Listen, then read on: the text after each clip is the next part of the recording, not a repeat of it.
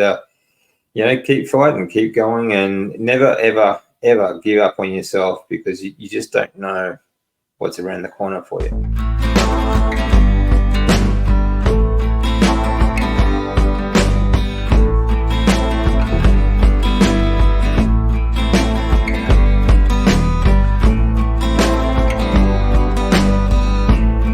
Okay, hello everyone, welcome to the channel. For those who don't know me, I'm DC, and today I'm just giving people an update on, well, basically an update on how I'm going with the carnivore diet and my blood cancer, or follicular lymphoma, I should say. For those who don't know, I've been stage 4 twice in 2 years. It's a type of recurring type of blood cancer that has no cure. The only thing I can do is try and manage a remission period. And as I said, twice in 2 years, I was stage 4. But now I've been remission almost 10 years. And in fact, this September, or actually October, I will be remission for 10 years. So that'll be my 10th anniversary since the transplant, the autonomous stem cell transplant that I went through. There were a lot of complications to deal with that while I was going through the transplant. I stopped breathing a number of times, I went AFib, and I had a lot of side effects that sort of pretty much kept me in bed afterwards. And it also led to being pretty much pre-dementia. I had a lot of trouble remembering things, being able to, cognitive function was very low. I couldn't remember people, being around me, speaking to me. I couldn't remember eating things or doing things. And, I had a lot of difficulty with that. And that since has been improving quite dramatically. And of course, a lot of that is, I think, also being able to get rid of the medications. And now I'm on 0 medications, which is a fantastic feeling, being 0 medication. And,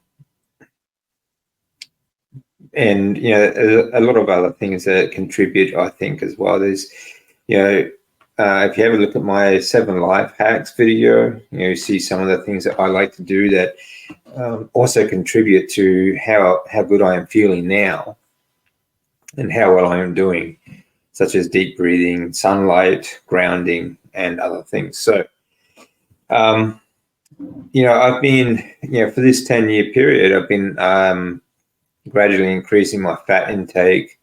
First I was pretty much what you call a high-fat keto style diet, low carb.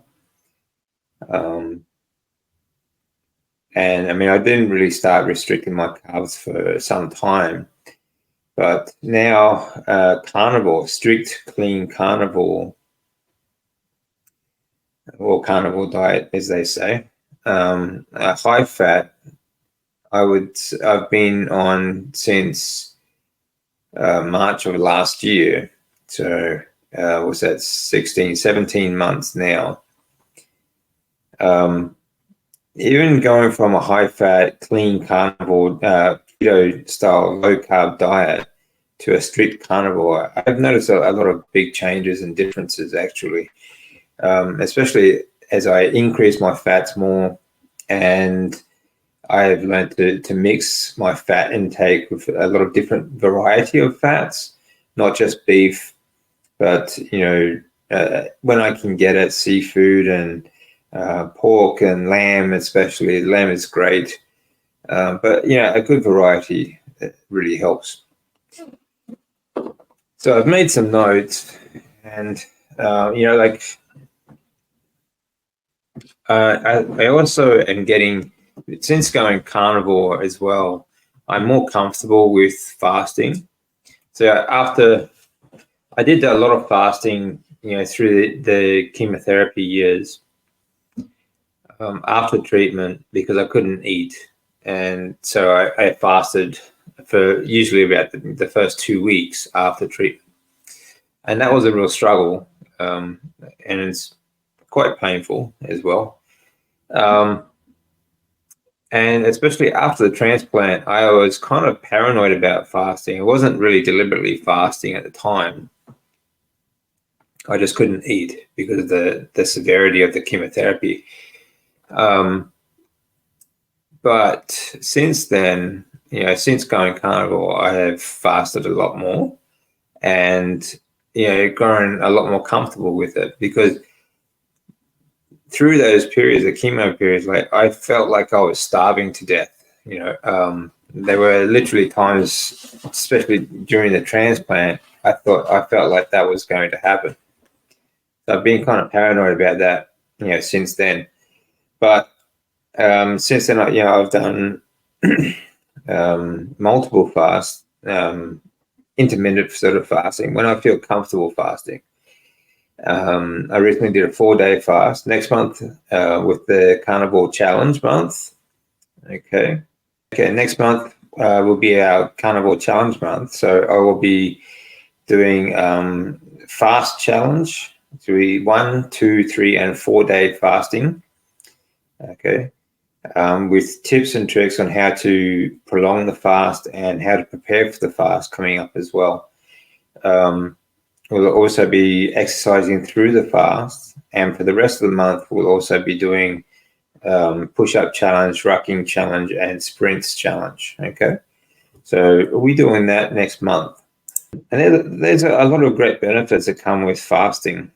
When I was going through treatment, and they collected my stem cells because they needed it for my transplant later on. They gave me a drug that actually helped my body stimulate more stem cell production. But, because I was also doing a lot of fasting, my viable stem cell count when they collected it was the highest they've ever collected. So I'm very lucky that way. And I think that also has to do with the fact that before I was diagnosed, I had been doing a lot of heavy lifting, weight training for many years as well. Fasting and lifting heavy also stimulates the body to produce more stem cells. There is also a product that I am going to try this next couple of months that before my next set of tests, because it's called Stem Enhance by Cerule. And it's very similar to the drug the hospital gave me when I was trying to stimulate my body to produce more before collection. So I've been interested in that for a while, and I finally, the next couple of months, I'll be trying that myself. So I will let you know how that goes. One of the biggest fears, I think, for me, I think one of the biggest fears for me after all the chemotherapy and throughout the years, obviously the thought of it coming back, and every time you have a blood test with follicular lymphoma, it's that chance is always there. It's always, is it back this time? And that happens for many other cancers as well, because when you get chemotherapy, it doesn't actually kill the cancer stem cells. It just sort of cuts them off at the top of the roots. It's like cutting a tree off at ground level, but the roots are still there. So sometimes it grows back. But with follicular lymphoma, it's a recurring type of cancer that, so every time you get a blood test, it's sort of in the back of your mind. Is it this time? Is it going to be back? But one of the other biggest fears for me was, being the damage from the chemotherapy, not being able to think, not being able to remember things, these were symptoms that I had, symptoms of dementia afterwards, forgetting things that, I'd stand up even and just forget why. I'd go into the next room or people would come visit and talk to me for hours, and then I'd completely forget that they were even there or ever having seen them. So this is, one of the biggest fears I've had after treatment. And, I had a lot of other problems, concentration and just simple verbal skills and things like that as well. So dementia has been kind of one of those fears for me after treatment.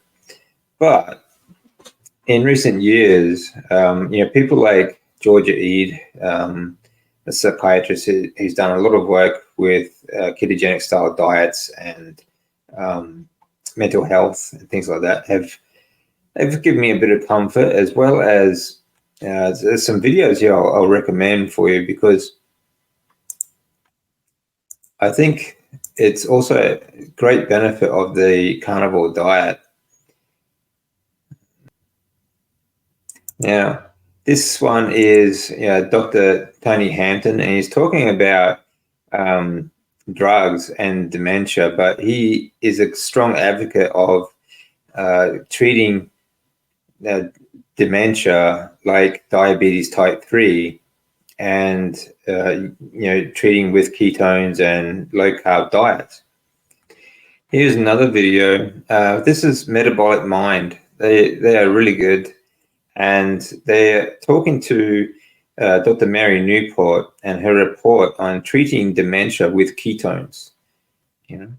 So this is all just more proof to me that I can manage, and I can feel the difference. I have felt a vast difference in a high-fat diet and the way I think, the way I feel, and my memory and cognitive function just seems to be improving, more and more. So another great story about managing dementia was Cindy Kennedy's story I did with Stories of Healing, my podcast. This was Cindy's story. I recommend having a listen to it, because she's done remarkable stuff since, a lot of it was, for her, was also caused by a low-fat diet and a lot of medications. But she's come out of it, and she's doing extremely well now, working for she actually put together the Metabolic Institute of Metabolic Health. So, I've got links to that. You guys should check it out. Cindy Kennedy is fantastic. And they also have a great YouTube page as well for people to follow. Even though the fears are there about the cancer coming out of remission or becoming unstable again and dementia setting in, I feel like I'm on the path to managing it very well, actually. And I have been so far. So I'm feeling very confident, certainly more confident now than what I used to feel about it anyway. I also came across a good study that came out in 2016, and it showed that eating red meat lengthened and extended the life of telomeres. Okay, telomeres are like the little shoelace ends of, like, at the end of a DNA strand in a cell. Okay, Bart Kay does a great video on this. He talks about telomeres all the time, and there are supplements or dietary enhancers that you can take that actually help prolong the life of the telomeres. The thing is, when these telomeres start to fray like a shoelace, it breaks down that cell and they waste away a lot sooner, okay, and gets taken away by the lymphatic system. But if you can extend the life or extend the length of these telomeres, and therefore extend the life of the cells, obviously you're going to be a lot healthier. And they use this they talk about longevity and things like that. So well worth checking out. I'll show you the study. The link is in my community page there, so you can see that anytime you want to. But also, But Kay does a great video on this, the what you need to know about telomeres. Okay. Okay, so I feel I'm on the right path. Things feel like they're getting better for me. I feel like I don't need to stress so much about, or each blood test that comes up. It used to be quite a stressful period for me, at least a week into it, or sometimes even a month into it beforehand. It would be, is it going to be back, sort of thing. And like I said, one of the biggest fears I've had since treatment is developing dementia, because that happens to quite a lot of chemotherapy patients. Their body breaks down, they're not getting ketones or fats to the brains, and the damage that was done is quite severe. The things that I eat and drink on the carnivore diet, I like to have a good mix of meats and fats. Okay, so I do like bacon. I like a good clean bacon that's only treated with salt, nothing with any seed oils or smoke flavors or anything like that, sugar or anything else. I like lamb fat is my favorite. I like seafood when I can get it.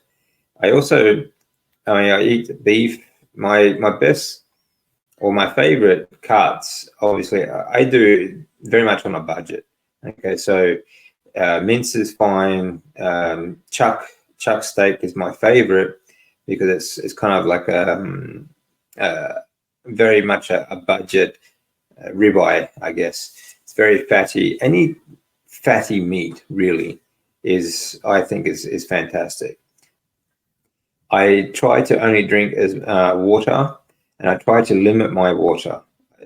I used to find that I drank a lot of water, especially as I only have one kidney, so I was kind of paranoid about keeping it hydrated and things like that. But if you drink too much water, you tend to flush out all your electrolytes and things like that as well. So I have been limiting my water down to, half of what I used to take. So maybe 1.5 to 2 liters of water in a given day. Now it depends, obviously, as well. I remineralize my water because my water is always filtered. So I always remineralize it with a good mineral salt. So I like to have a bit of salt in my water. I also put it on my food. Okay, a good mineral salt. Okay, and I don't take any electrolytes, supplements. I don't take any supplement for what the body is supposed to produce. And you can see why in my vitamin D video and some of my other talks as well, because your body is supposed to produce some of these hormones and vitamins and things like that as well. The ones that you don't produce, you supplement. Okay, so you get from your food. Okay, your fat and meats and things like that. So I'm also more careful now about what I put onto my skin. So what I absorb, because your skin absorbs a lot, almost 60% of what it touches. So soaps, I use a natural tallow soap. Okay, and I love to get as much sunlight as I can through the day. So because you absorb a lot of red light therapy, red light from the sun, which treats a lot of other things as well. And grounding is again fantastic work. And I've spoken to Dr. Sarah Pugh about this, light and grounding, and she is absolutely brilliant on this stuff. So you should check that out as well. A great video, great interview, and she also has a great channel on YouTube. So you should check out Sarah Pugh. That something has really helped me to improve my sleep pattern. I like to get up early, and I like to see the sunlight first thing in the morning, because that produces your cortisol wake up hormone in the morning.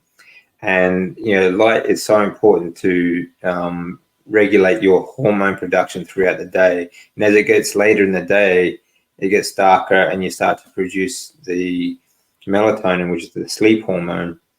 Okay, so light blockers such as these are not prescription glasses. These are glasses for working on the computer.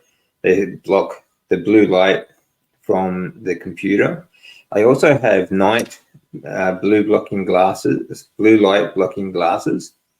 Okay, these are orange lens. They block 100% of the blue light, whereas these only do 50%.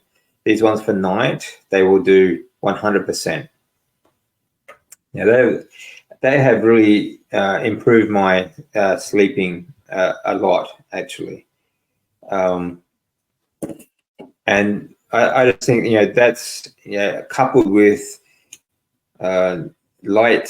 getting your light therapy and getting grounding, high fat diet, being outside as much as you can, be as natural as you can, has been a dramatic difference in my health, managing my blood cancer, my follicular lymphoma, and recovering from all those years of chemotherapy. 3 solid years of very heavy dose chemotherapy did a lot of damage to all of my organs, my brain, my heart, everything else, hormone production, lymphatic system. And these are things that have really helped me to get me back to where I am now, and I feel like still improving on. So again, there's more detail on this stuff in my 7 life hacks video, so go check that out. And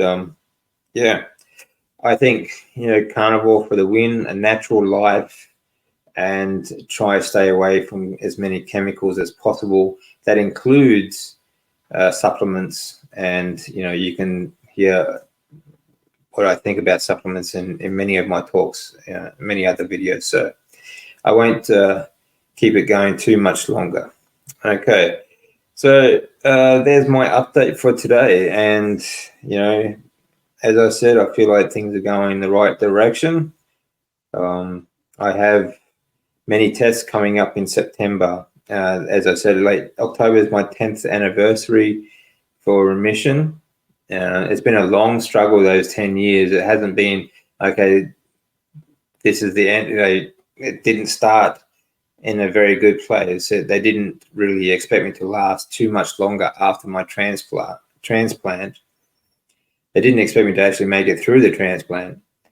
I then spent many years in bed and trying to recover, trying to get moving again.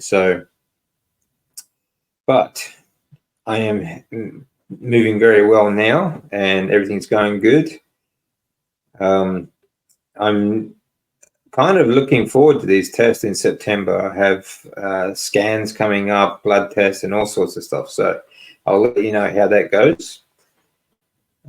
But I'm optimistic, very optimistic about it. So we'll talk soon. All right, everyone. Thanks for listening. I hope you have a great day wherever you are. And, keep fighting, keep going, and never, ever, ever give up on yourself, because you just don't know what's around the corner for you. Have a great day.